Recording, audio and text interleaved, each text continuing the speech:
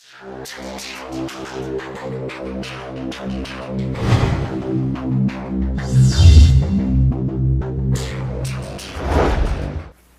about that ayah, that they know the book, but they don't know the book, they accept their own wishful thoughts. Ibn Abbas radiallahu ta'ala anhuma said something very scary about that ayah. He was asked about that ayah, what does amani mean? And amani, in Lisan al-Arab, I checked this also, in Ibn Manzur's Lisan al-Arab, one of the meanings of amani is actually tilawa. Umniya actually comes in the meaning of recitation also. So, in that sense, they say actually mana bil kitab, or mana al kitab, meaning he read the book, from the same root origin. So Ibn Abbas looks at this meaning, which I translated as wishful thinking, and he finds more compelling to look at it as reading. They don't know their book at all except for mindless reading. يَعْلَمُونَهُ حِفْظًا وَقِرَاءَةً بِلَا فَهْمٍ. They know it in only two ways. They recite some parts of it, they memorize some parts of it without understanding any of it. لَا يَدْرُونَ مَا فِيهَا. They don't have a clue what's in it. In other words, their relationship with their book became that of a ritual. When I first heard that, this must have been 15 years ago, the hair on my skin rose. Because I come from a part of the world, Southeast Asia, the subcontinent, where we are raised, so many of us are raised and we're told, if you read the entire Qur'an at least once with a Qari Sahib, who's going to just make you just kind of read the Arabic words, and you go through it, and you know a couple of surahs like قُلْ هُوَ اللَّهُ أَحَدْ إِنَّا أَعْطَيْنَاكَ الْكَوْثَرَ, enough to get by in any prayer, your obligation to the Qur'an is done. You're set. I already finished it when I was like 10, bro. And there's a Qur'an finishing party. This kid finished Qur'an, which actually means he read the Arabic of it, one end to the other, and that's something to be celebrated. And then there's the next step of it, which is some more religious families in whom, and that's actually transpired here as well, so many expats and people from different parts of the world, I want my child to be a hafiz. Because if you want, we make dua to Allah, رَبَّنَا آتِنَا فِي الدُّنْيَا حَسَنَةً وَفِي الْآخِرَةِ حَسَنَةً. Well, dunya means med school, akhirah means hifz of Qur'an.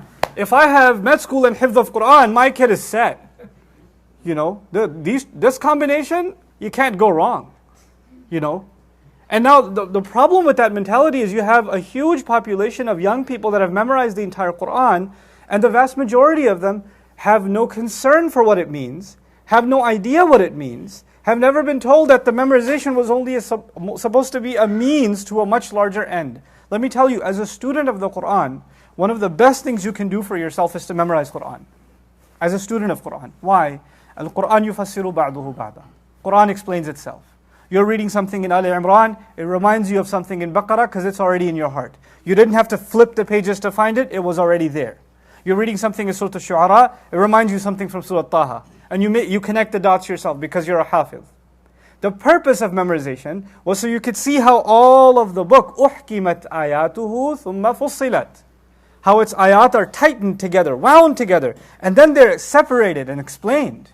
How it all comes together, and how these connections are constantly being formed. That was the purpose of the memorization of the Qur'an.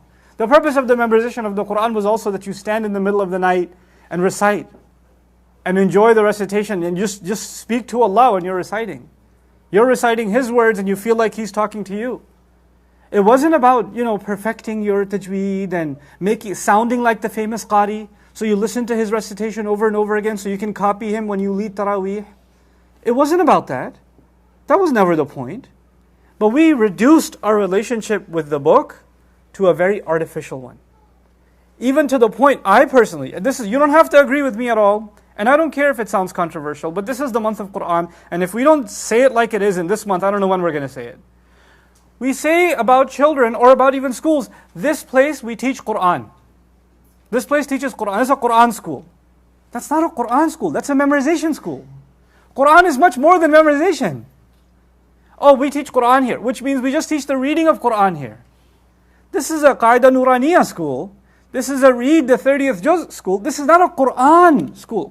Teaching Qur'an that's one little piece of teaching Qur'an. But teaching Qur'an means that you take people from basic reading to actually an internalization and a lifelong a journey of reflection.